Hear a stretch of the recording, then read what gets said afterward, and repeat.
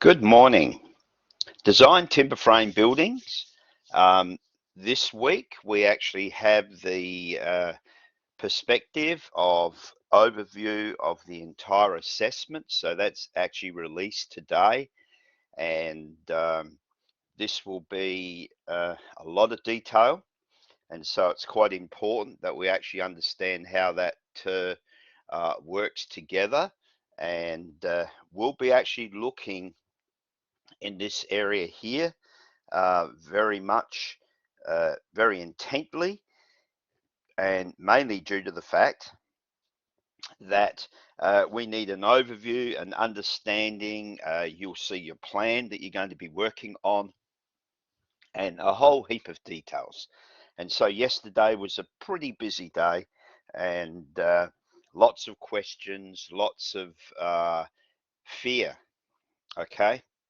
Um, Fear is something that all of us have to overcome. And you may not see that in me now, but as a young man, I was fearful. And that tainted everything I did. And if there's one message that I could actually say um, about fear, and in actual fact, in the Word of God, it just simply says, "Fear not, for I am with you." The trouble is, we often think that we're the only fish in the ocean. Well, that's not true. And so fear is something that can grab hold of you. It can take hold of students when they're doing an assessment because of the fear of what? The unknown. Okay. And so I'm here to tell you that um, when you approach anything, uh, there will always be trepidation. That's just a simple observation, okay? That doctor's surgery that you're going in for a treatment that you've never had before. There's that element of fear, and that element of fear when you're standing 5 stories up on top of a building on top of a single plank. That's not natural. That's just simply going like, hey man, I don't want to fall off of here. Well, today I'm not going to let you fall off this assessment. And so, with that little intro, what I'm going to do first of all is look at the span tables. Now, last week we actually looked at the span tables, but what I want to do is from 1 through to 30 is purely introductory stuff, and we need to actually think around about 33. Little bit of roof framing, and we're going to actually start at slide 34. Um, and so yesterday, exactly what you see here, I spoke to the class about efficient roofs and inefficient roofs and ugly roofs. So out of all of this, the most inefficient you have learnt is the skillion. It's also the cheapest. And yesterday, a couple of the students said, everywhere we go, we see these skillion roofs. I said, yeah. I said, because mainly they are done by homeowners or builders. They're the cheapest form of just a roof cladding. Now, the ugliest has to be this one here, the Dutch hip or the Dutch gable. But this is the most efficient. Why? And so if you go travel around the eastern suburbs of Adelaide and see some of the older homes there, especially the ones with those towering big front gables, what you'll actually see is around the perimeter of the house, vented eaves, so usually in the form of slatted timber with a 10 mm gap in between, and up here, a vent here, an event there. And so what actually happens is this is actually using just natural airflow to cool the house 10 to 15 degrees cooler just by having that. Where these other roofs, now, okay, the gable here, you might put um, might put a vent here and here, but the hip and valley, much more difficult. Here I go again. Excuse me. So I've got about a litre of water here to drink. I'm thinking that this is going to probably take at least 2 hours, if not longer. So there's a lot of work here. So For you students, especially the design ones who are actually going to be doing drafting and drawing and conceptualize something that is new and different, you will be the ones who succeed. Now, you could actually just be that person who goes, well, I'm just going to rack out these skillions by the hundreds and tizzy them up and on-sell them, and they're cheap and they're easy. Yeah, you could do that. But what's the satisfaction in that? The satisfaction is when you can come up with a concept and actually go, and people go, I want something different.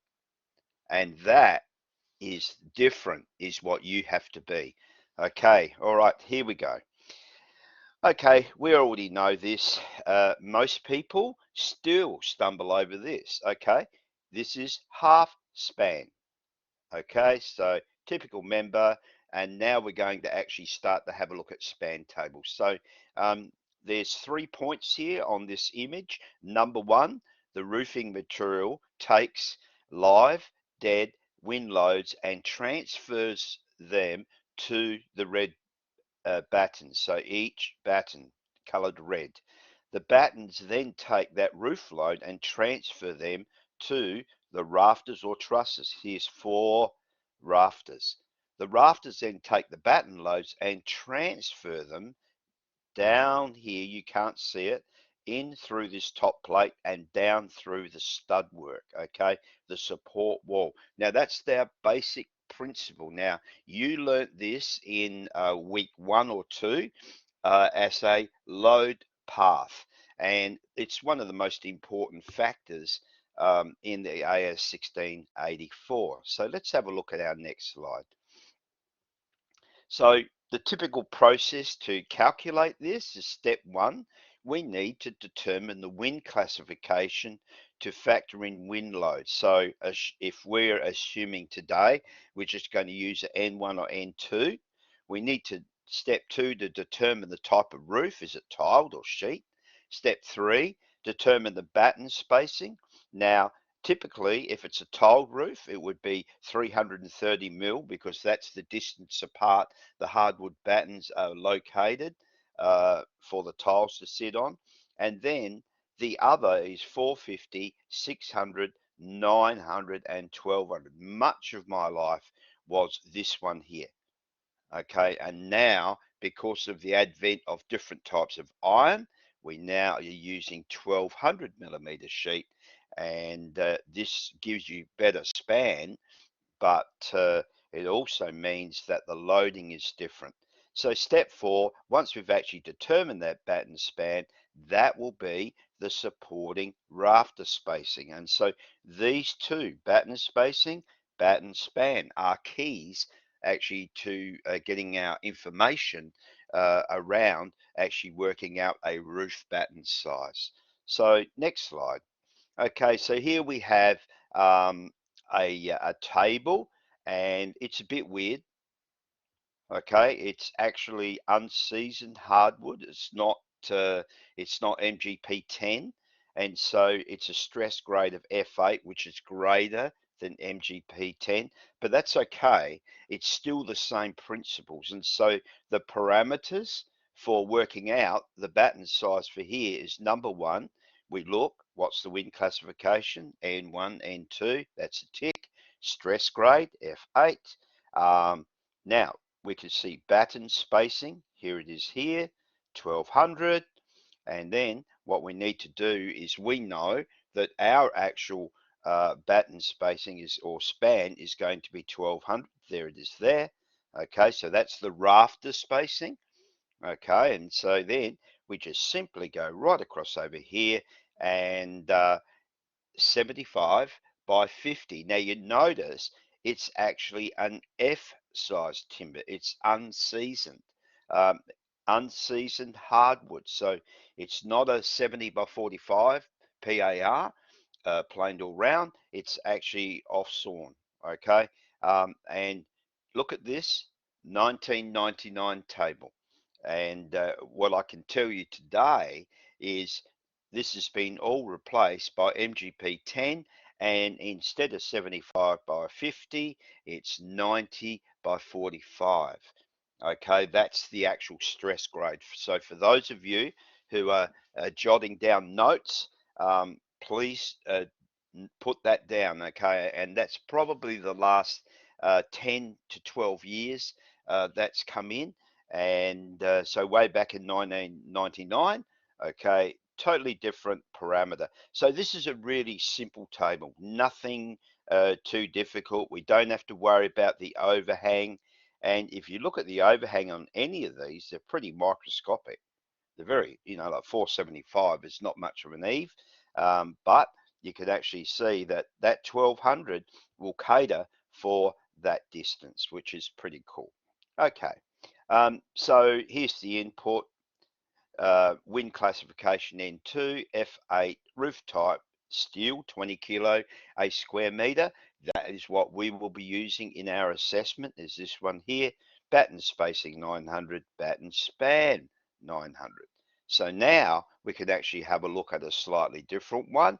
Again, it's F8, 900. So they've actually shaded out the rest so that you're not confused, because this is really probably the area that most people stumble.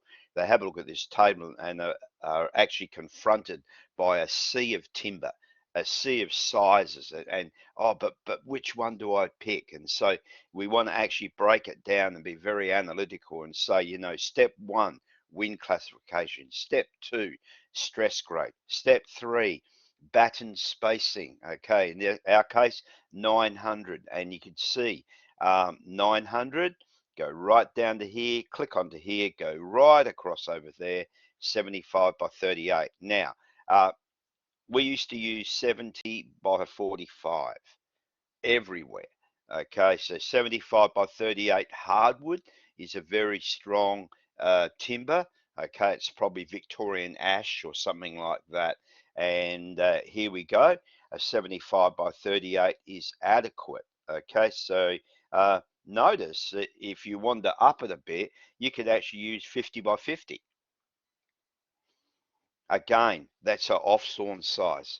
All right, so pretty simple. You do the steps, you put your classifications down here or up here, and then just simply go across. N1, F8, 900. It's a sheet roof. It's not a tiled roof. And then over here, 900, and then our relevant timber size, whatever it is in the span tables. Now, if you happen to choose this one rather than that one, can I mark you down? No, I can't. You are choosing a size. So I want to take that off you. Don't be, and what would be good, and I'll show you in the assessment, there's an area there when you make decisions and stuff like that, that you can actually just use your little note tool and actually leave a note. And I chose this because of da da da da da. And 5 pages later, you've explained to me what. No, just a simple note, and we know where that is. All right, let's have a look at our next one. All right, so here we're going to actually look at some rafters. So the rafter is one of the most important timbers out of an entire roof. And so here we can see the parameters are rafter span, also overhang. The other thing is rafter spacing.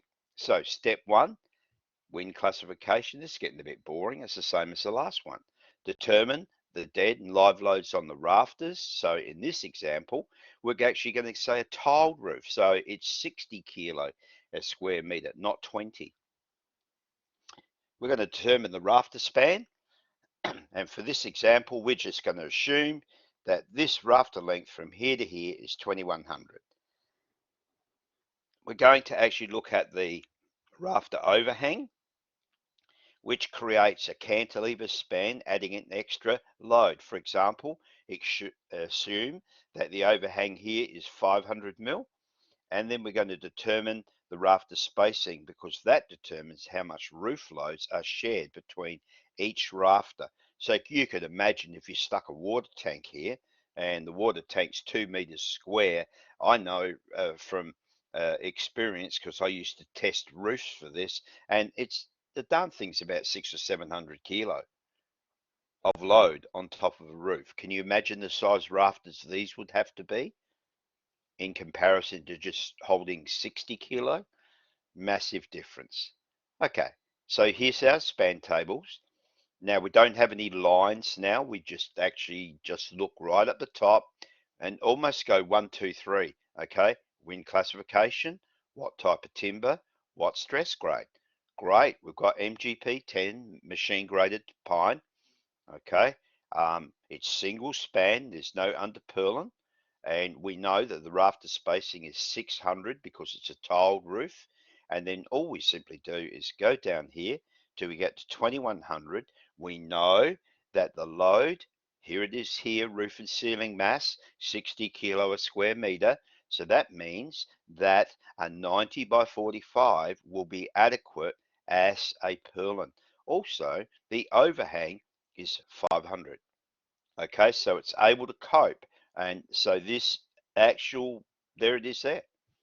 Okay, very, very simple. Okay, you wouldn't actually go here and get to this point and then go, whoop, it's up here. No, you would actually just go down and then horizontally across, and that's your chosen size. Got to remember, whatever we nominate as the roof and ceiling mass is what you look at. So for all of our tables, we will be looking at 20. Okay, that one there. And so then you need to actually have a look at that. And then there's two choices, okay?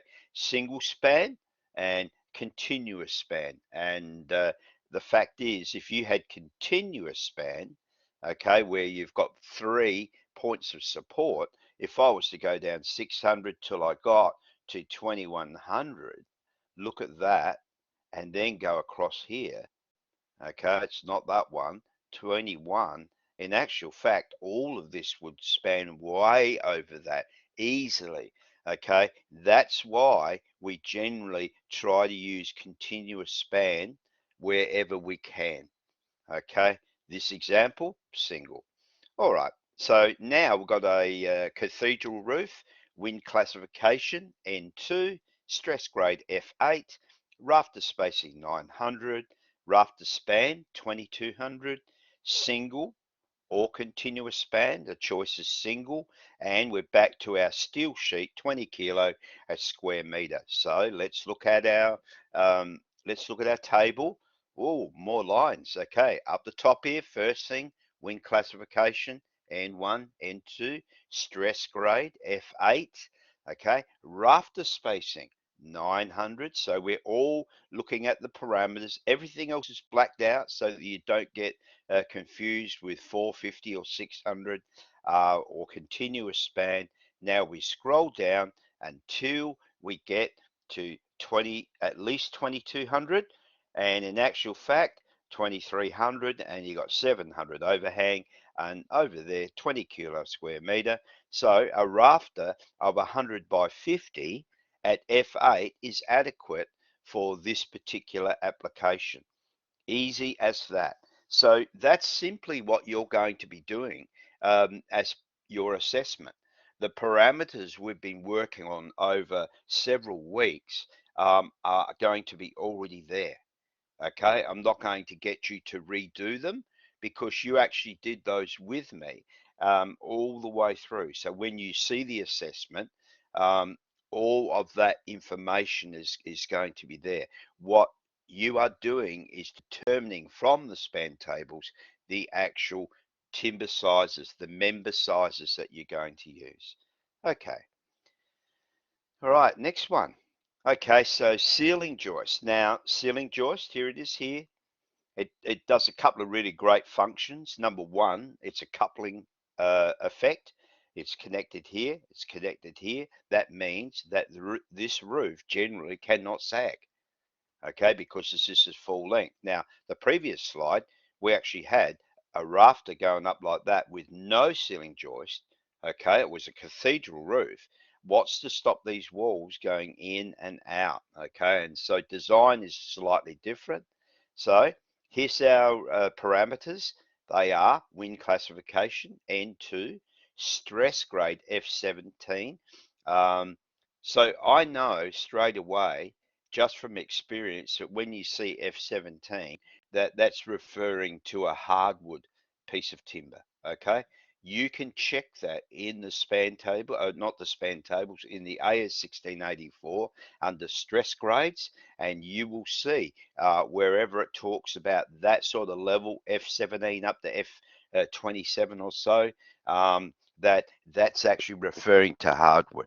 Okay, no over batten. What's an over batten? That's that piece of timber that you nail over the top of the ceiling joist, bit of 90 by 35, and it stiffens the ceiling. Don't need that here. It's single span. Joist spacing 450 centers and ceiling joist span 3600. So it's a fair size. That's the reason that we've got this sort of parameter. Rightio, let's have a look at our table. And again, up the top here, N1, so it's going to be N2, stress grade, F17, look at that, seasoned hardwood, not unseasoned, okay? So this stuff is super duper strong, okay? It is actually seasoned, so the moisture content is below 15% and a very strong, this is the stuff that's really hard to work. Okay, and so that question in the information technology at the very start of the unit, which is easier to use, softwood or hardwood? Any day of the week, this stuff is harder to use. All right, so let's have a look at our table. First of all, the joist spacing over here, 450. So we go over here, it's single span. And so now we go down and we get, oh, blow it. We could have got 3,500. Well, it's almost there, isn't it? No, what you have to do is then go up the next size, whatever it is. And so in this case, your timber will span 4 meters. So 120 by 45 at F17 as a ceiling joist is adequate. Okay, that's as easy as what it is. Don't be tempted to round down, always round up.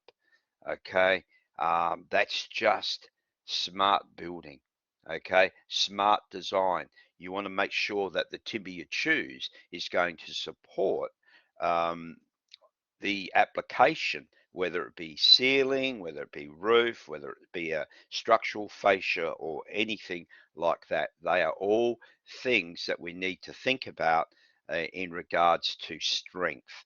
Okay, let's have a look at our next example. All right, so here in the AS1684, other members and components, you can search this, and some members do not have to be designed using span tables. So what are those members? Roof struts, valley boards, valley rafters, hip rafters, okay, ridge boards. Now that's really interesting, isn't it? So we could actually have an unstrutted ridge in a coupled roof, and it says the depth must not be less than the length of the rafter plumb cut. So let's just say it's a piece of 120 and it's 30 degree. We're going to have to use a ridge at least 140, if not 170. And you'll notice that the minimum size is 19 mil thick. And I've explained to the class ad nauseum this point, and that is that uh, most builders would use 32 mil thick ridge. Okay, a strutted ridge, exactly the same.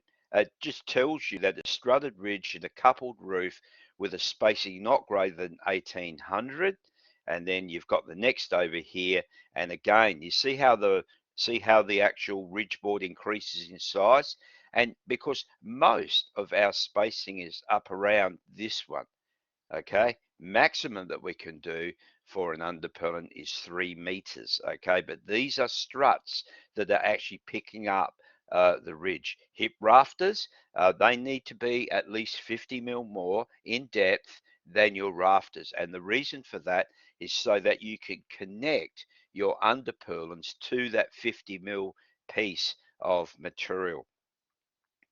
Valley rafters, the same. Valley boards generally are 19 to 20 mil thick. They're off-sawn material. They're not PAR, and generally they need to be wide enough to support a valley gutter. So a valley gutter is a piece of steel. So if you look at an L-shaped house and you can see the valley, and you'll notice that there's this valley gutter that actually works down there, which is quite interesting. Now, if I'm just going to enable editing here, and I want to actually draw something to show you what a valley gutter is. I'm just going to grab this, and a valley gutter is shaped like this, and this is just goes down like that, and then it goes up like that, and it goes over like that.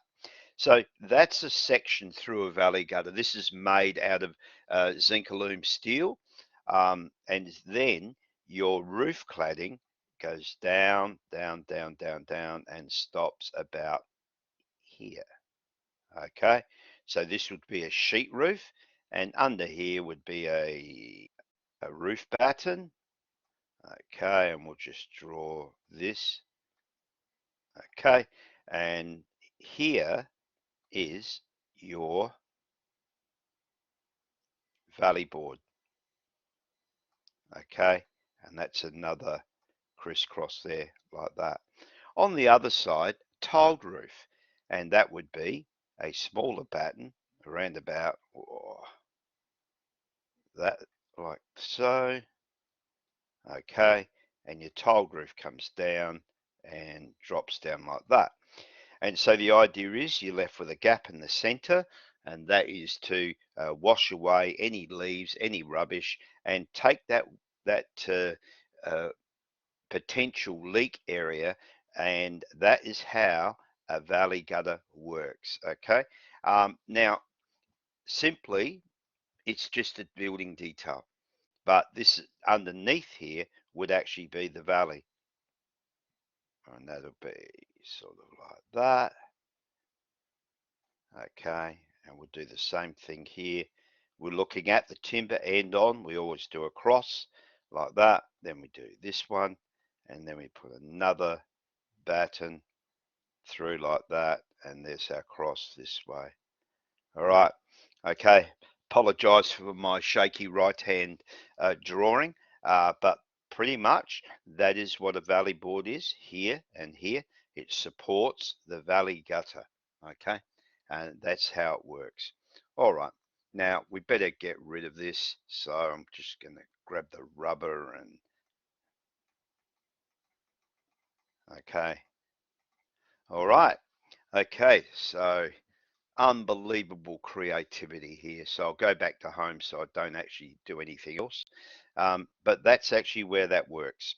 All right, let's have a look at roof struts. Now, roof struts up to 1500 mil long.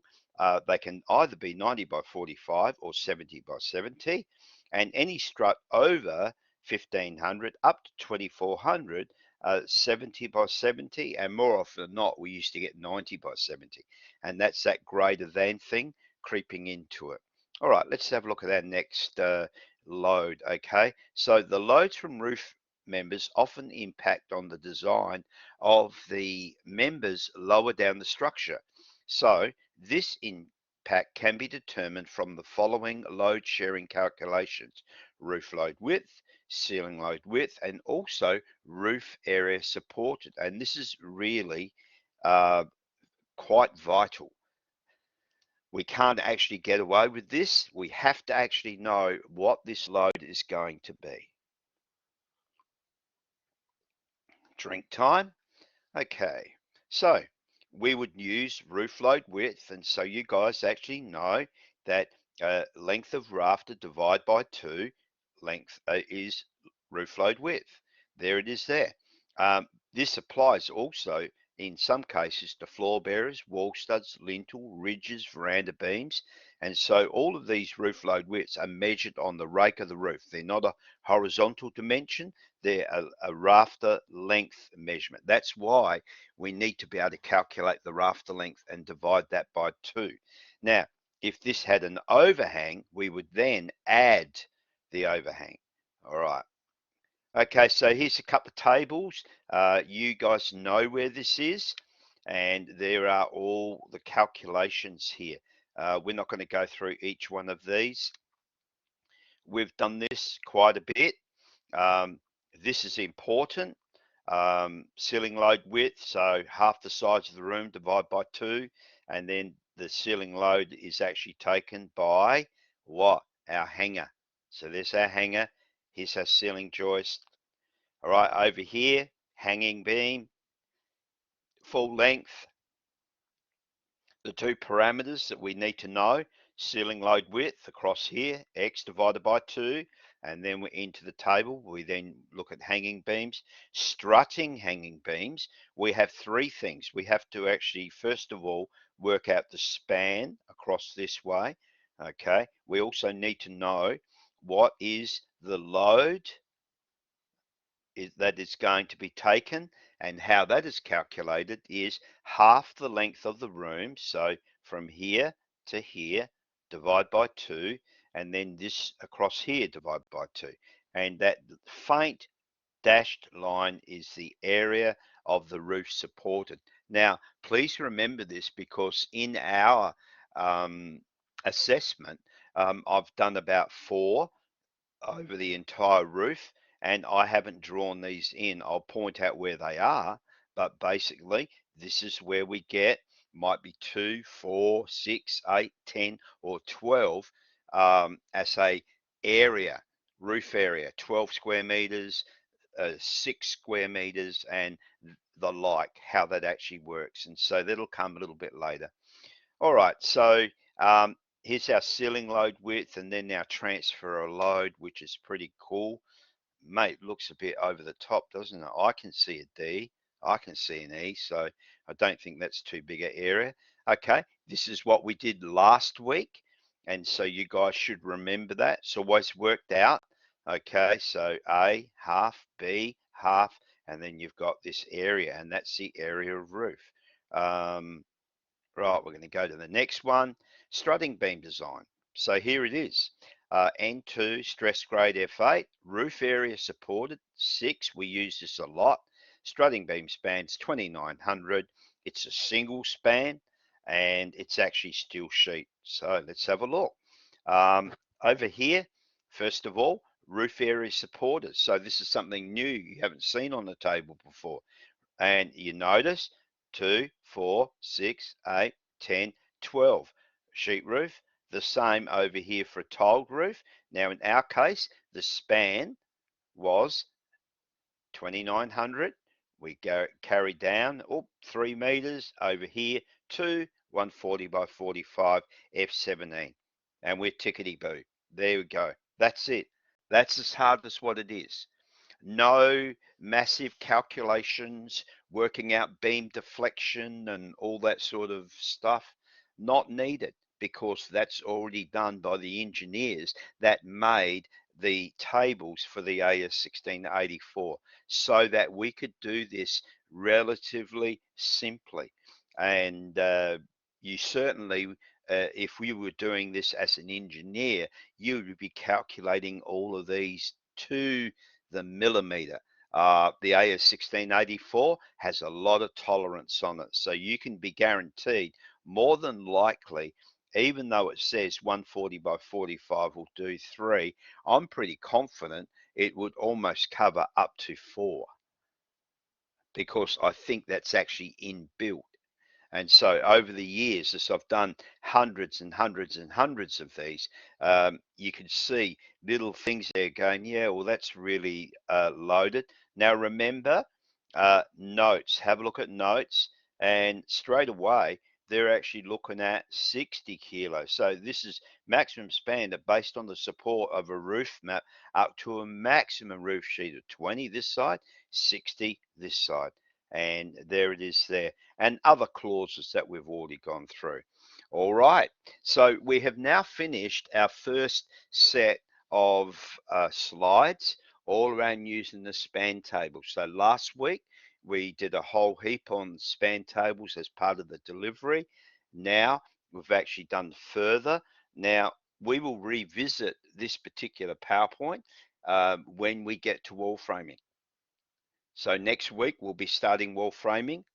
And so while you're still working on the roofing as a roofing assessment as your homework, then when you actually our next lot of delivery will be all centered around wall framing. So we'll probably have 2 weeks of wall framing, or 1 week. I can't remember exactly when our break is, and then off we go. We head off and start to work our way through all of these files. All right, so we can shut this one down, and we've covered that adequately. Do I want to save any changes? No. And now I want to open up this particular document. Now, what you will find, and I'm going to just look straight into week 7. Now, I have to actually go to there. I'm just going to open up another file just because I can, and might even be that one there. No, new tab. Okay, just hang with me for a minute. I want to actually go into the unit again. Poor old Learn's going to have a heart attack because it's open twice, but it's really important. Okay, and I'm going to drag it over here. Okay, so this is looking at the interface of our unit, and also what I will do is I'll turn my view to student. Okay, so that way there you don't see all the other stuff that's behind. Looks quite neat like this. Sad to say, it looks like a hunk of garbage with all the other stuff in there. All right, roof and ceiling. Let's click on that.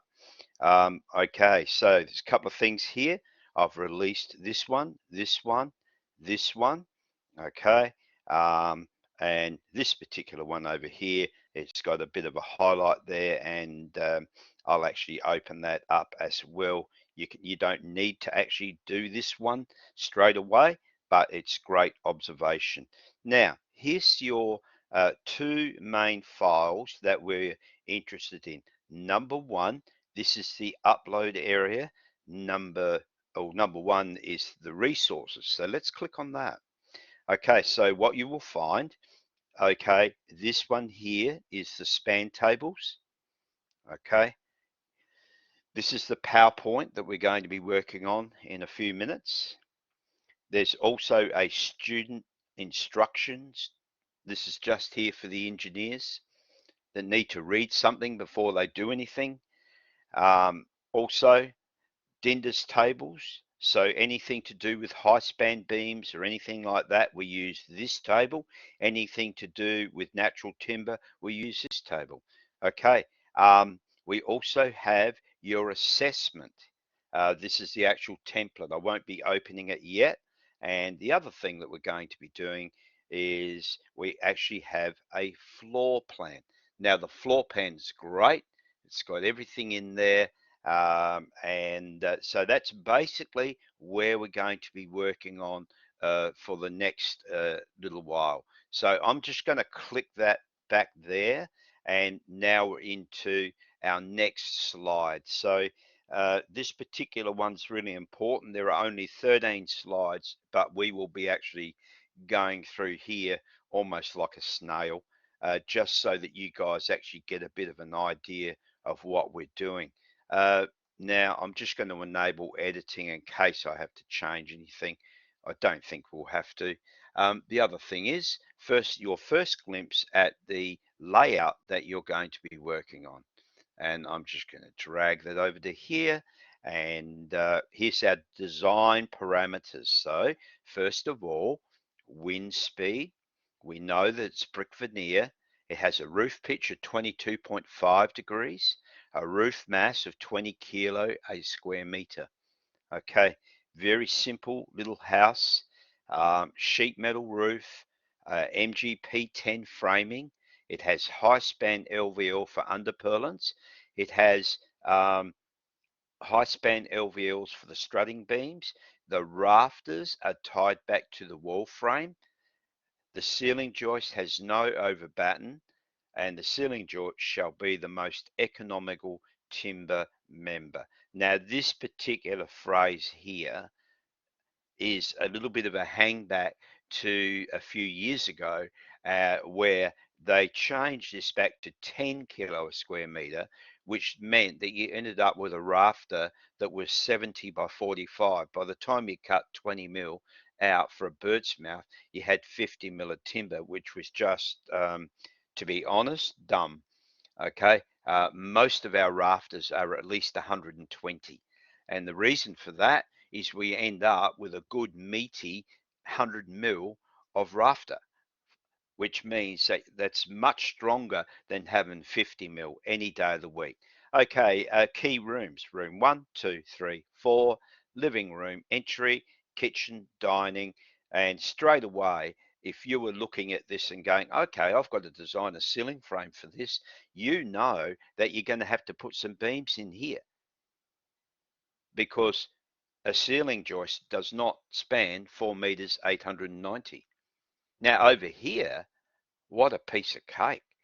What a dream, you know. What's the maximum span that a piece of 90 by 35 can span, continual span? 2200. So if we put a hanger from here right through to there, that's this whole lot covered.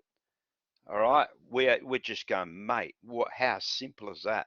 But the other side is quite different. And so now we're going to work on this. Now, you have this in this format as a PDF.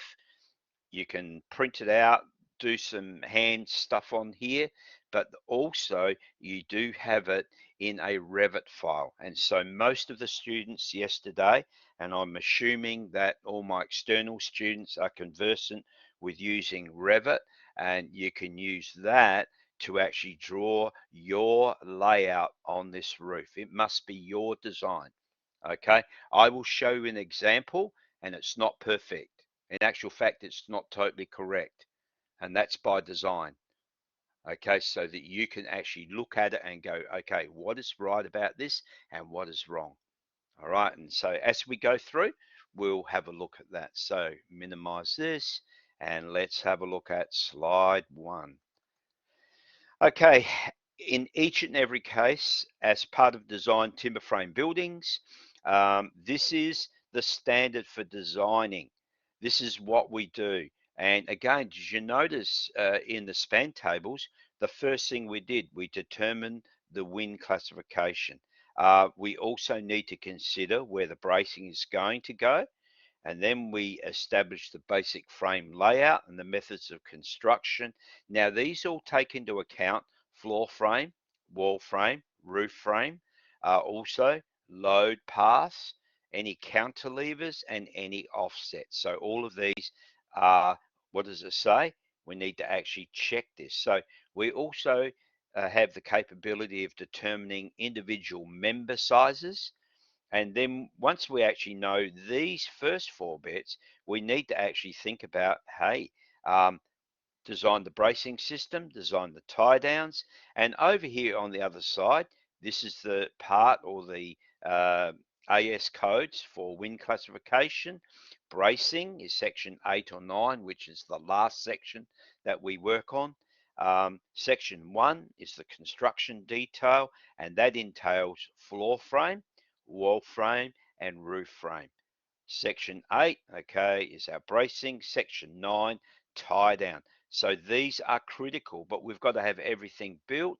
And so that's the flow chart for using that. And so you will see this over and over as we go through the unit. Okay, let's have a look at our first picture. All right, and now for me, I can see this quite easily. The blinking projector in 211 is absolute pain, but we can see our sizes. If it helps, you can actually have your other plan open, and we can see our roof layout. Okay, major roof, minor roof. Here's just some member details: hips,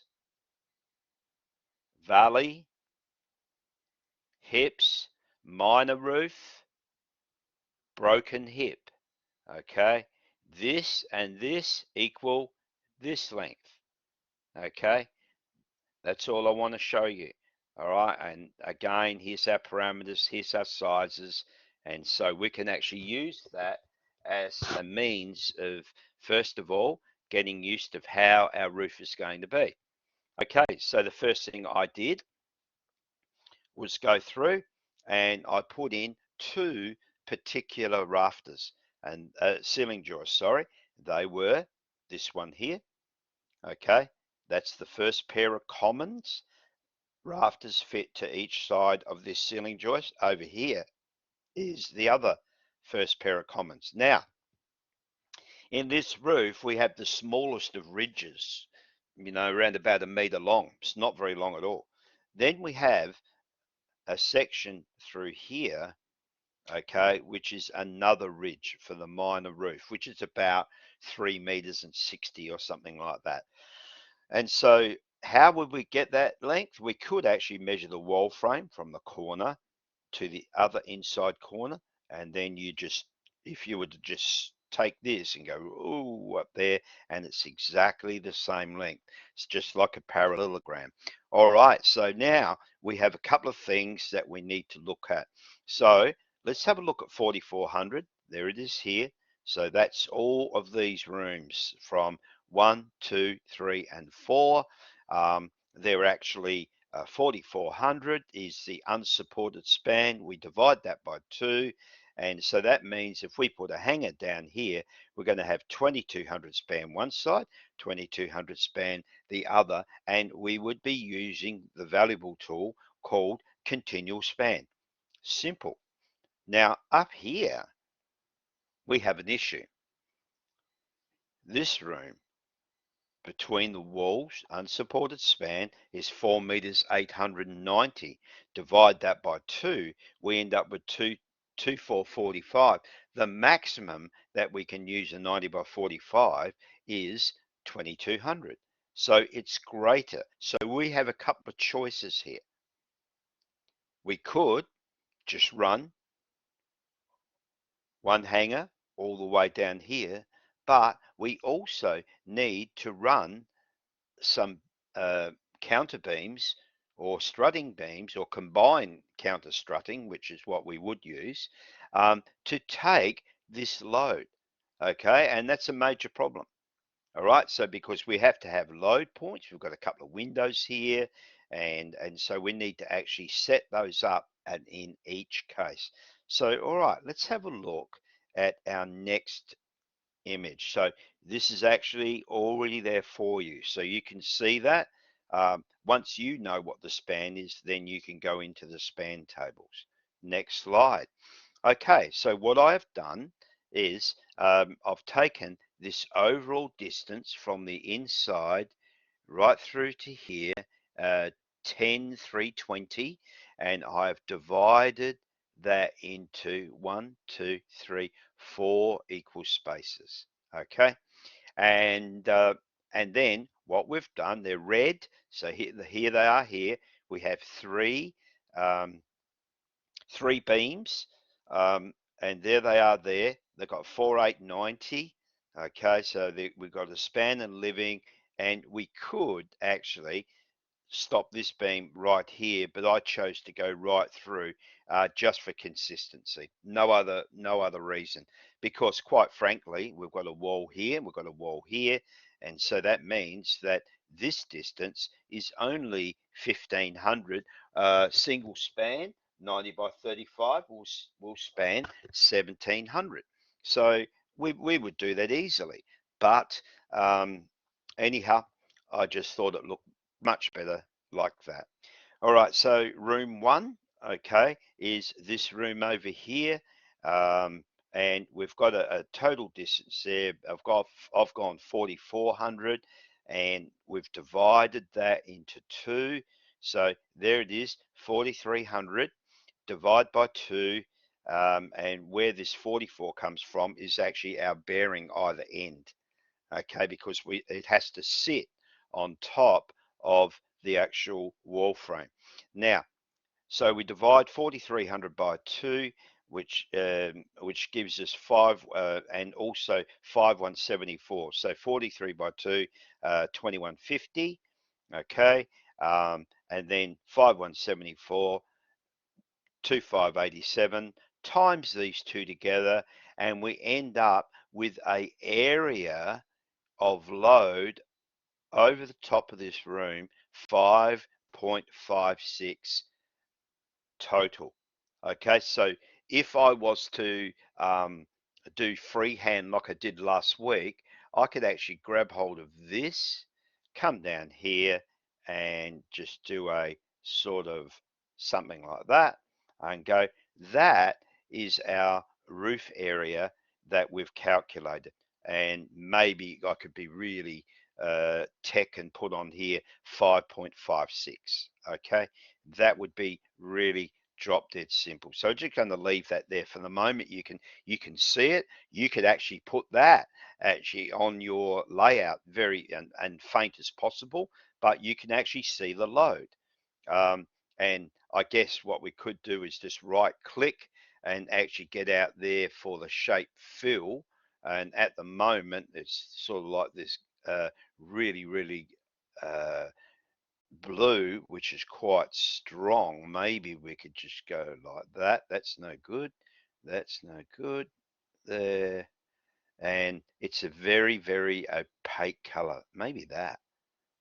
Okay. All right. So we could see the load there, but the trouble is, all right, it's not going to look all that good. Maybe what I could do is if we talk about the outline and we say, yep, I want that outline to be a blue. So it just stands out. You can see that blue color. And instead of the fill, we could actually just go straight into here and go no fill so that you can see that there's going to be a strut here, right here. All right, and so that's where that goes. Now, every other room has exactly the same deal. And so, for example, we've got a couple of spaces here. We've got a support because we're going to have a under purlin that goes around here. And so we need to think about how we're going to work this. So living room, 4890. So we divide that by 2. So that's our 2445. And again, all right, 2345 divided by 2, okay, and then we end up with also our distance through here, 2517, we end up with 1172 by 2587, and we end up with 3 square meters. Now there's no roof load that is 3, so that would automatically round that up to 4. So we have plenty. So again, we grab our little rectangle tool, and right over here is going to be a load, exactly like that. So what we can do again with the, and we'll just, the shape fill, okay, no fill, okay, there it is there. So that's the amount of load. So this beam is going to pick up all of the load and half of this load here. So then we have the same area here. So again, we would actually just simply go in like that. And I'm sure had I thought of this yesterday, of course I didn't quite do this. There it is there. And we've got exactly the same there. Shape fill, okay, no fill. And there you can see it there.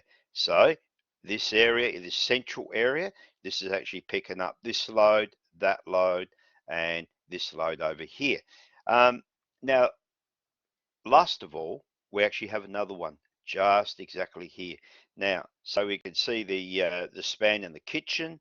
All right, it's actually going to pick up all this area through here, so it's a fair bit. It's actually 4.26, so this would actually ramp up to 6 as an amount of load that we're going to carry. So we could actually go to about here somewhere and across here, and it's got nothing to do with ceiling joist or anything like that. It's just simply the load that is on the roof. And so there it is there. Okay, and all this is to do is strutting point here, strutting point here, strutting point here, and strutting point here. Over here, we actually have a wall frame, so we don't need a beam. We have another wall frame, another wall frame. So there's no load. And in actual fact, we do have a hanger that goes right through here, but there's no load to be picked up by this room. Okay, so we wouldn't have to put a beam through here. In actual fact, where these two lines intersect is where the under purlin runs across here and across and down here. So all of these red things are for this room. So I guess if I wanted to be really techno, no, I don't want to do that. I want to grab that and actually go right click, and instead did such a great job of this. Maybe I should have actually turned, here we go. Maybe I could actually change that outline to red. Okay, so didn't think of that. Just go to red, which matches our color coding. So red, okay. Let's do that one. Outline is going to be red again. All right, so all of these all match to these. So that's how that comes in. Now remember, there's a lot of latitude here, but basically that is going to actually, and this is the roof load over this area. Now this would be considerably greater if it was tiles, but it's iron, so it is what it is. So I'm going to leave that in here, and but that's basically so that you can visualize. Now, how did I get these spacings through here? I just divided these into equal spacings. But what I did do is I know that this side of the door, there's double studs, which means it's a load point. And so then I then divided this area into three. So that's how that worked out. So you just have a look at that. So you come across 3,300, which is around about here somewhere, and that's where that one is. And then these here are actually the remaining spaces through there. So you can actually work that out. All right, let's have a look at our next slide. Hanging beams. Now, um, all the loads have disappeared. Now you'll notice that there's a color-coded set of dimensions down here. These are all the spans of the hanging beams in each of the rooms, okay? And so that's really important. And over this side here, piece of cake, one hanging beam running from one end right through to the other. We always the rule wherever, and you would by now ad nauseum have actually worked this out, that we take the span of a room and divide by two. We do that almost every calculation. Now, the problem we have this side is, can we actually use this 4890 divided by 2, which would be 48, 24, 24, 45, that distance there to there. That means that we have to actually think of two things. Number one, if we still want to keep our 90 by 35 as a ceiling joist, then perhaps we need to consider here to here actually getting rid of this one and dividing this into three. Okay, so we could just grab our calculator. I'll just drag it over here, and we've got 4890, 4890, and that's the unsupported point, and we divide that by 3. And so that means that we would actually have 1630 here, and then another 1630, and run 2 hangers straight down here. Might actually work out somewhere near there. Now, if we actually had 3,300, think about this. Let's grab 3,300, divide by 2. So 20 mil different. We could actually run one hanger right through here, and then come over another 1630 and run another hanger right through to here. This is why I ran this beam through here. Okay, so when you do your layout, this is purposely like that so that you can think about and say, yeah, okay, I've got a couple of choices here. If I did this, put one extra beam here, that means all of these are 90 by 35. Okay, simple building. If not, I then actually have to go to the span tables and find out what can I use to span 24, 45. So let's go to the span tables, and I'm going to actually drag that across over here. You have a copy of this, and you can actually just scroll through here rather gently. And here's our index. And we're actually talking about hanging beams. So table 23. Okay, so, and it doesn't say what it is. So we're just going to scroll down as fast as we can to table 23. And it can be a pain. I just look at that. This stupid mouse. 23. Right, got to go a bit more. 21, 22, 23. Now, okay, these are hanging beams. All right, so this sort of gives us our size. All right, and we have to work out what size hanging beam, what our ceiling load width is. That's where that would go through. Now, let's have a look at ceiling joists. Okay, so ceiling joist without an over batten, and we will compare the two just because we can. So continuous span. Okay, there's more than 3 points of support. The joist spacing will be 600, and so down we would go, and we know that our actual individual span, all right, is 26. We'd actually have to go up to 29. Okay, so now another way that we can do that with this PDF is actually open it up in the PDF reader, and then we could actually highlight these with a bit of color. Okay, it's pretty simple to do, but anyhow, we come down 29 and then we go across like that.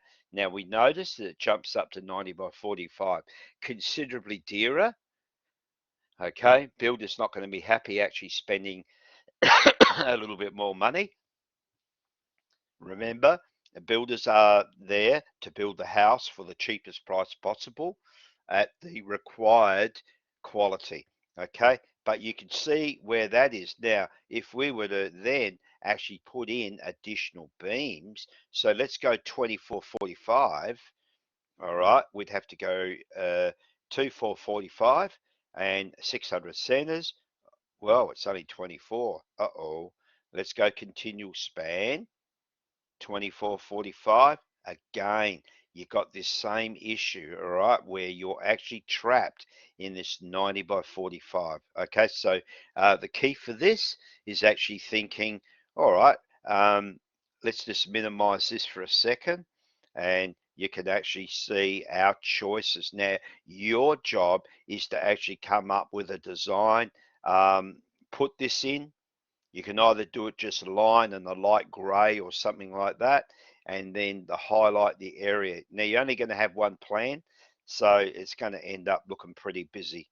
All right, so if we have a look at each of these beams that we've gone through and going, well, okay, we could actually do 3,300 and divide by 2. We know that this is 1650. So maybe it's actually worth doing a line just straight through that and another line that stops here somewhere. Okay, this is where it comes down to choices. Okay, that's the real difficult. In actual fact, most people yesterday struggled around the area of, you mean I have to actually choose? Yes, you do. Okay, and so that's really where that ties in. Now, all of these are hanging beam spans. So, unfortunately, you will have to actually have a look at these, and you'll see that there's a couple of 2818s, and you could actually work out using your measuring tool out of Revit, and then work out what is the span going to be for the hanger, and then choose the longest span, and then use that particular hanger. So over here are the different spans, and over here are the ceiling load widths. And these two things tie together, and then over here will be your member size you get from the span tables. All right, let's get rid of our calculator and now have a look at where do all the timbers go. All right, so couple of things that last couple of weeks we've been working, 3 weeks at least, doing exactly this, how we work this out. I didn't see any point in getting you to do each of these individually. So I left these all in there. Okay, this has been done long ago. You can just do a cursory check through. Here's our rafter triangles. This is just the elevation through it. It's a little bit elongated. I'm sorry for that. And I suppose I could actually drag it like that. Doesn't really matter. Probably that looks a bit more consistent. And you could see our total span, half span. Okay, our strutting triangles here and here that we worked on last week, and our relevant information. So 4400 this side, 4490 this side. Now, the other thing that we can use stains is of all the darndest things, we've actually got 22.5 degrees. So how do we actually work that out? So from stains, we could go into the 22-degree tables, rafter length, and 1 meter and 79 is the actual length for a run of 1 meter. Okay, hip length 1471. Now what we can do is transfer that back to 1 millimeter. So 22 degrees at 1 millimeter run has a rafter length of 1.079, a hip length of 1.471. Now down here is 23 degrees. We don't have that midway point. And so you can go through to here, 1.086 and 1.477. So what have we got? 7 mil. What I did is then go rightio, 7 divided by 2, 3.5, round up 4. So 1.079 plus 4 ends up with 1.083. Okay, over here again, you've got 1 and 7 is 6, so 1 plus 3 is 4. And so this is like a form of interpolation.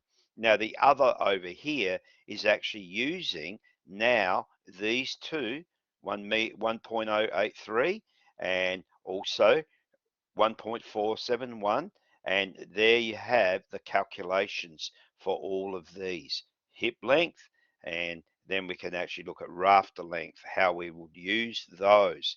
And so just a handy tool, that's all. So it's a form of interpolation. So very fancy word, but simply all it is splitting the difference between two known parameters.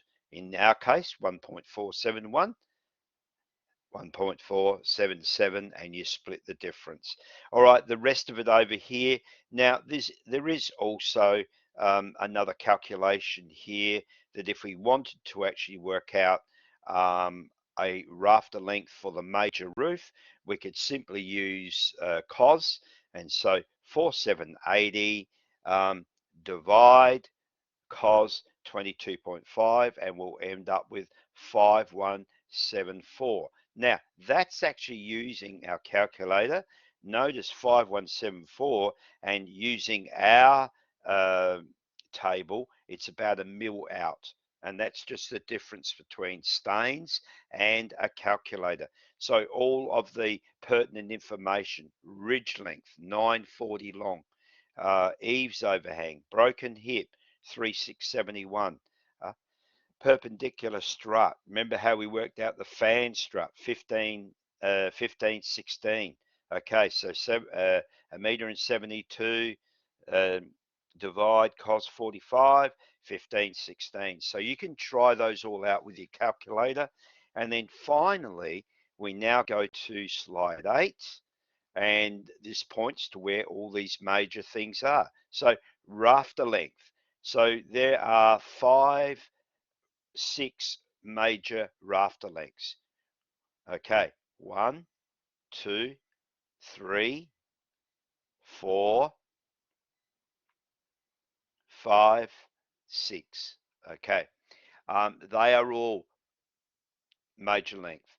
Now, rafter length for the minor roof. Okay, we only have, there it is there.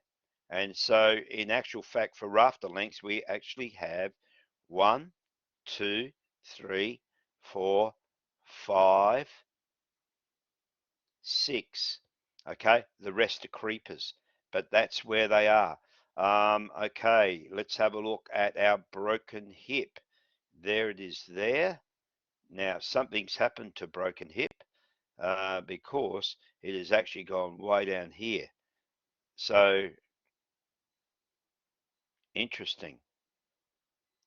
Okay, so this end here should be down to broken hip there. Okay, this one here, okay, of course, there's our broken hip. Okay, and I don't know why this has moved. Something has moved here. That's interesting. Okay, so here's our eave overhang. So what we should do with this is actually grab that and go up to here, eave overhang, and that's just pointing to here. And this other bit over here, okay, is the hip length minor. So this is actually just slightly out. So we just drag that up to there. That's better. All right, so somehow or other something's moved. What's this one? Rafter length minor. I'm going to shorten that a bit. And the good thing about that, I can just go to there. And that's the rafter length for the minor roof. This is the first pair of commons. And over here we have a pair of commons and a pair of commons. Anything else from there? Not too big a deal. Here's our hip length. Probably that's a bit busy. So what I'm going to do is just drag that up and put it about here. Okay. And you can see the hip length and you can work it out from there. So this is just identifying timber members. And they actually are quite important. And if you need to double check on any calculations or anything like that, you can go through and check those over, and off we go. All right, so now let's have a look at underpurlins. So my selection, I actually came up with, this is always half span. And so we do this one and that one. And so straight struts here. And what I said to the students yesterday was it was line ball on whether or not I chose to use a fan strut here and a fan strut here. Now I'm going to leave that option up to you, and you can see what you can find out. All right, pink table, some interesting information. Now in the Excel sheet there is a groovy little calculator, which is a interpolation calculator, and yeah, quite interesting. And so where we got this 3.74 is exactly the same thing. The difference between there and there, divide by 2, added to, and that's where you get the 3.74.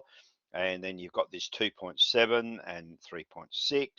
And again, same sort of concept, okay? Now, let's have a look at the top.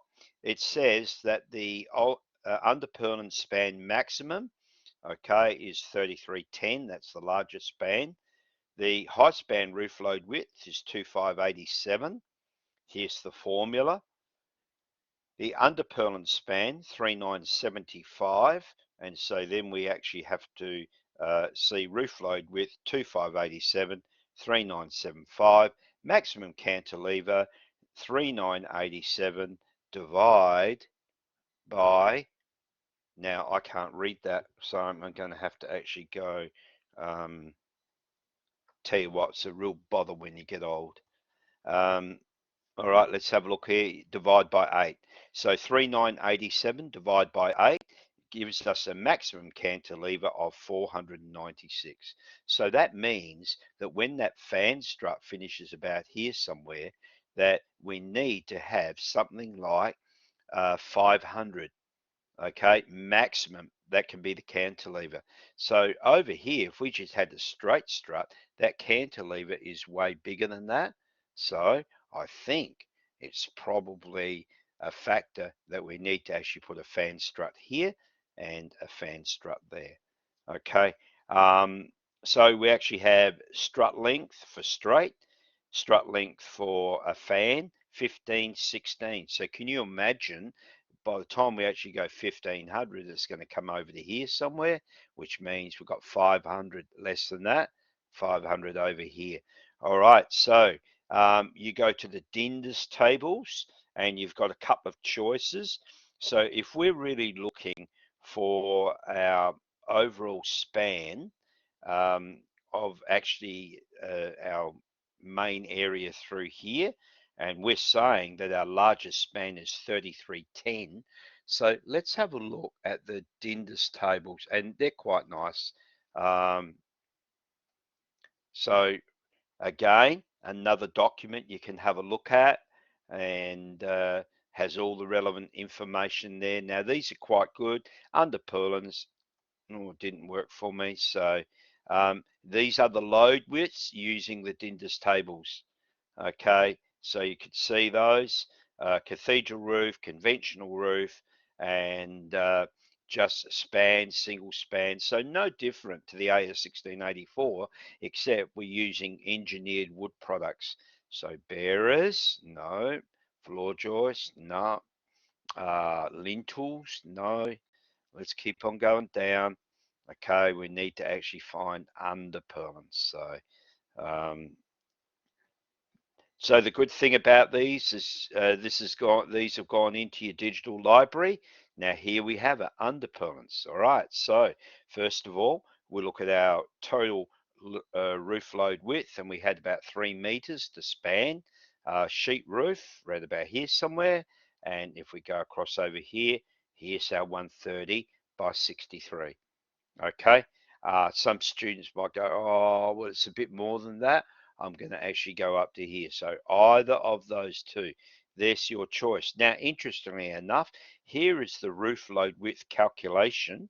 So really, you're adding the total length of the rafter, divide by 2, and that becomes your roof load width. Okay, so you can find those, but easy peasy stuff to work on. And you can actually do that, no trouble whatsoever. All right, so let's have a look at collar ties. All right, so collar ties, we have the grand total of 2. Okay, one here and one here. All right, and they are half span. So good old Google. Okay, so our total collar tie span is 4 meters 780. And so therefore what you then need to do is go into the span tables, okay, and find out what size timber you would actually use for the collar ties. Again, easily found in the AS1684 and the span tables, and you could then actually go into that and go, oh, yep, that's this one, or whichever it actually works out. So they're quite good. We got, whoops. Now, all right, let's have a look at some span table stuff. So you will be provided, as part of your assessment, this particular document, quite neatly laid out. Anything in green is basically your initial parameters that have been worked out and given to you. There they are there, okay? The work that you have to do is actually all of these and working out their sizes. And so you will have a roof load, you'll have a size member, there's also what table you used and that what is notes. Now over here is just a former student's bit of work and I've put it up there and already I've identified one area that I was very suspect on at the time and because of this span here being greater than 2200. Okay, so very important to actually take that on board when we're going to do this. All right, so I'm now going to shut this down. You have this to use as a resource, and certainly you'd be wise to actually do that. And so um, let's have a look over here. We'll just minimize that. And now what I want to do is actually go into the roofing assessment and actually open up the main framing material. So it's really important. And of course, the hardest thing is actually opening up half of this gear. So let me just go into roofing assessment. I've got everything open except for that. Wouldn't read about it, would you? All right, won't be a second. Okay, roof and ceiling. Again, I'm just going to shoot this over to here where you can find this. Open that up. Okay, and now I want you to open up this one here, Master Roof Class Template.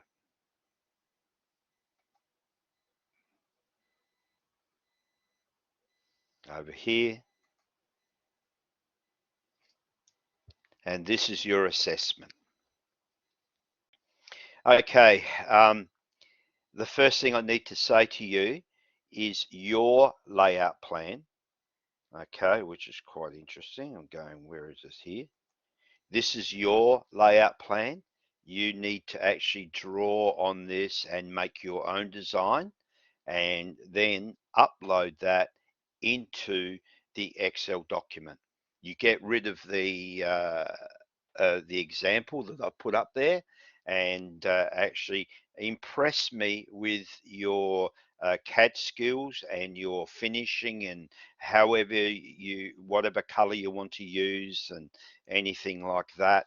And what we're going to end up having is a really bit of smart detail. You may leave a legend here of all the different colors you choose to use. You can use any color you like. That's really important. And the only color you can't use is green in the green area, or else you won't see it. Okay, so over here, this is your working doc. So there is there is a Revit file. You can then go straight onto it. And yesterday, at the workshop, we had students working on Revit using measurements, designing. So just the versatility of that program, being able to measure all these bits rather than me describing, makes life much, much easier. All right, so I'm going to minimize that. So in our case, the particular student has decided to put in some pertinent information, which was a requirement, and that was, for example, what are the members? Now, I would prefer just a light layout of your ceiling frame as well in this. Also, you've got a fan strut over here. You've got some sizes, okay, what the spans are, 2300. Over here, 2100, where the under Purlin over that center point. And here's a couple of beams that they've put in. And so a couple of choices here.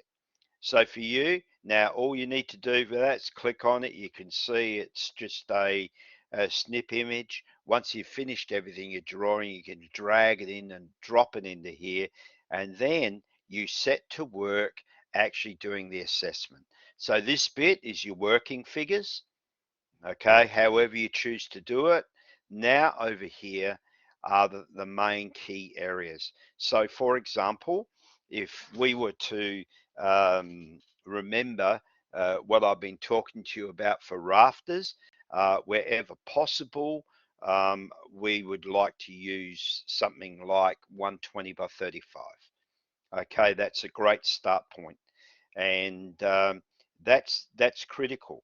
So what we can do, first of all, let's have a look at the span tables, and they're those wonderful, wonderful tables that we see here. We can now go to rafters, and we've got ceiling joists, so rafters will come along fairly soon.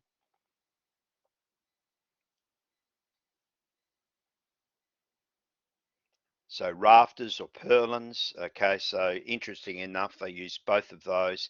And then what we would first of all look at is what is our roof load, what is our sizes that we're going to be using. So very quickly, we just minimize that and then we'll bring it back up in a second.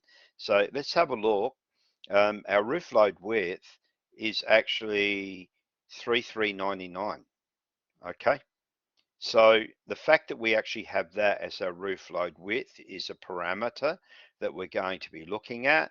And when we actually have a look at our rafter length, okay, you're really looking at, you're going to be looking at 2800 as your table. So the span is 5174. And because it's supported in between, where actually it drops it down to 2587. Which is really good, and it's going to make life a little bit easier for us. So we can go over here, click up to here. Now it's continuous span. So we go down continuous span and we go to 827. And now remember, we've got 20 kilos, so that's not quite big enough. That's not quite big enough. All right, 3,300, yeah, easily, but 90 by 45 is not practical for a rafter. So what we need to do is go down to our next size, knowing that easily it is going to actually span our required amount, and choose this one here. So if you've got this open in the PDF reader, you could actually highlight it, put a circle around it or whatever you choose, and there you are. That's your size. So, and we're coming off of this table. Now remember what I said to you, the latitude is quite high. Okay, if you were to refer to this as single span and go down to here, you'd find that it'd be, now remember 600, that's where I made a mistake. Let's go back, it's 1200 rafter spacing, and then down we go to 20, that's 4 meters, 3500, that's looking pretty good. So that's the one you highlight and then go across, there's your 120 by 35. That's as easy as what it is. We know what the rafter spacings are, and we know that it's maximum rafter or purlins pitch span, so that's already done.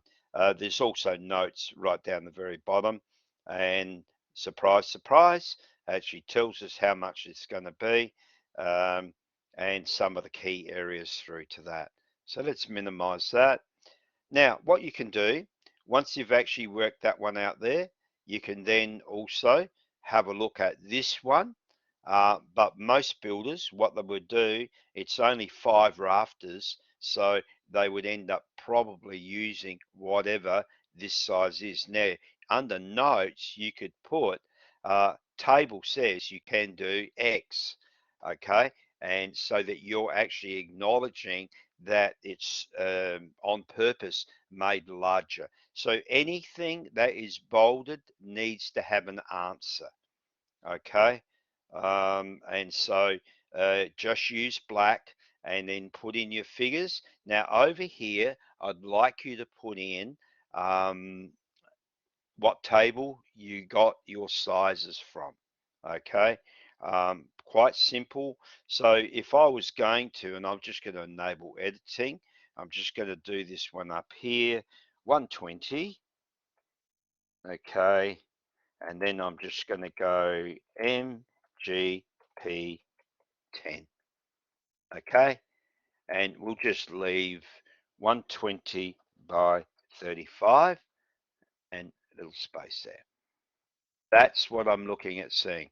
Now, if you just put 120 by 35, I don't know whether you're meaning that it's either MGP 10, 12, or 15, or non-structural. So you need to always have that as your defining point. And so then over here, what table did we get that from? Oh, blow, I've forgotten that. Let's go back and have a look because we were actually looking at the span tables and it was table 29. All right, so let's minimize that again. And over here, just simply table 29. And you might want to leave me a note. If it's a very short thing, you could do something like that, or you could actually just come down here, new note.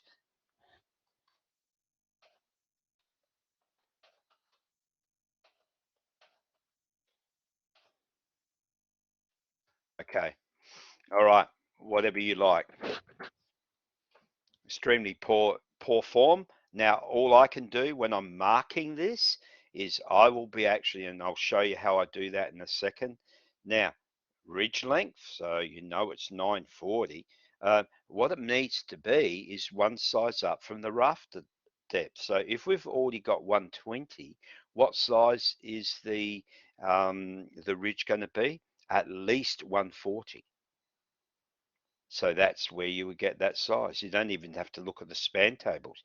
Now for this one here, almost the same. Okay, so you can actually put those in, what table, and go on all now. Broken hip, this is one of the reasons what I'm not happy with this plan is it does not have any roof layout, okay, which is a right real pain in the butt, okay, and should be there. So let's go here over here, bring up our plan, all right. Just simply having that there means that I can see where you've got everything laid out in relation to your hips, your broken hip, and associated material. Makes sense? Okay. If you don't have it on the plan, don't expect anyone to read it. All right. Now that may sound so lame, but that's the reality. Remember, your work is going to go to tradies who may not be as intelligent as what you are, and they are relying on your intelligence to give them the answers. Okay, so this is really important. And a plan with half the stuff missing is worse than no plan at all. And so that's just something for you to dwell upon. So detail is everything. So just having that there, and that's missing off of the other plan. And I know it was here because Rosemary, when she drew this, put this in, but it was gotten rid of and you just saw the base material, but you need to have this bit there. So please consider that very carefully. Now, when we get down to here, simply, you go into the span tables for ceiling joists. The span is 2445. You use the longest span, okay? And then over here, you put in what size it is. Again, MGP10 at the end. And then over here, what table you got it from. Okay, so I've just put here span tables, but that's not really good enough. You need to actually go. It will be out of the span tables, but we need to put that in. Now, here are all the different hanging beam spans with a ceiling load width of 2200. You then go in here, put those sizes. Tell me what number span table that is. Now, our strutting beam slash counter beam tables, and you can go in here, and again, there's the spans for each of them. And so you then put the sizes into here. All right, and so on and so forth. So wherever there are boxes that are black, outlines where we need to actually finish that. And some is just inane stupidity, like what's the roof batten span? 1200. It's here, but you need to put it there. Okay, what is the roof batten size? Okay, and what's the collar tie size? So we know that the collar tie is greater than 4.2. So therefore, in the AS 1684, what does it nominate as a size? And you put that there. Okay, let's have a look at how this is marked. Pretty simply, what I'm going to do is grab this and drag it across. I'm going to, underneath here's another one. I'm going to go over here. Also, I'm going to actually shift this up to about there somewhere. And I've had a look at this and I'm pretty happy with it. So I am just going to type in correct. I'm also going to not have green. I'm going to actually make it yellow. All right. And so what's good for you as we work down here, and let's just say that you got every one of these right except one. All I would do is actually copy that. I can actually drag down to here and paste and go, oh, that one was wrong, delete it. And that one there, I would put maybe something like,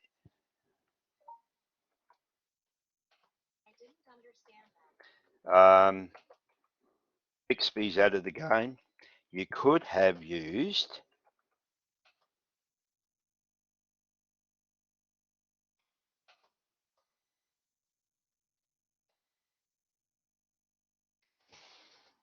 120 by 90 instead. That's a purely fictitious size. So don't put that in, okay? But that is what you'll receive. Now, the fact is, with so many figures, so much stuff that you've never seen before in your life, it will not surprise me in the least if there are mistakes made. No big deal. No big deal at all. Because basically, you learn as much by those minor corrections as what you do just following through this piece by piece. Okay, I haven't set you something, and Robin, who's in our class, who will be the lecturer from this from next semester on, basically will actually have all that information there for you. And so we are not expecting you to do the impossible. We're just expecting you to do your very best effort. And so simply that. So you just go there and go, oh, okay, that's all right. And up here, yeah, I really think this is great. Or, oh man, I wish I didn't have to do this. All that sort of stuff. All right, so that's our assessment. And so you've got a week or so to do this. And next week we start roofing, not roofing, wall frames. That'll be our next step. And then we go from wall frames down to floor frame and work our way along like that. A couple of more weeks and we've got a break, which will be really good. And we're looking pretty good. Okay, so over the next, I'm expecting over the next week or so, I'll get a whole heap of these in and I'll be able to mark. And obviously, um, the number of students I have, I've got to make this very efficient for marking, and I have done so.